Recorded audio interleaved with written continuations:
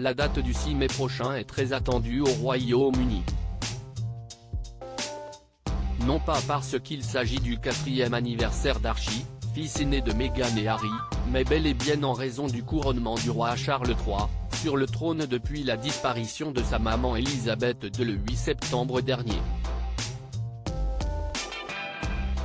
L'organisation est au point, du moins autant qu'elle peut l'être en cette période de doute.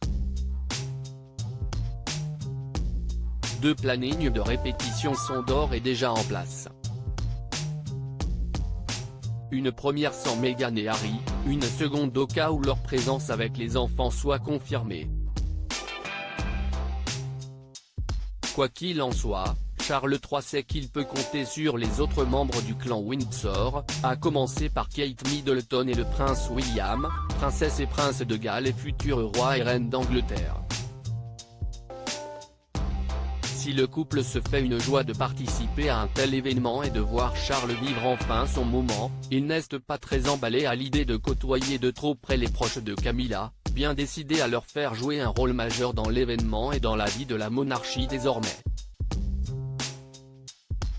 En voyant la place occupée par George, Charlotte et Louis, 9, 7 et 4 ans, Camilla Parker Bowles a souhaité que ses petits-enfants aient eux aussi une place importante au sein du couronnement. C'est ainsi qu'ils porteront la canopée sous laquelle leur grand-mère sera ointe avec l'huile sainte.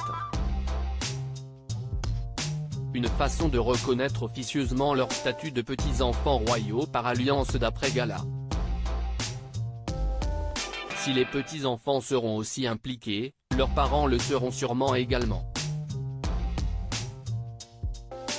Un point qui n'enchante donc pas Kate et William, les époux de Guy ne sont pas particulièrement proches de Tom et Laura, les enfants de Camilla. Kate et William se méfieraient même de leur lien avec des journalistes. Aucun changement pour Tom et Laura lorsque Camilla et Charles ont accédé au trône d'Angleterre, une question s'est posée, les enfants de la reine, Tom Parker Bowles et Laura Lopez auront-ils des titres de noblesse? La réponse est non. Pas de princesse, de duc ou de comtesse du côté de chez eux. Pas d'augmentation du service de sécurité non plus, s'ils n'ont pas eu besoin de sécurité jusqu'à présent, ils n'auront pas d'avantage avec le changement de règne, à moins que cela ne soit nécessaire.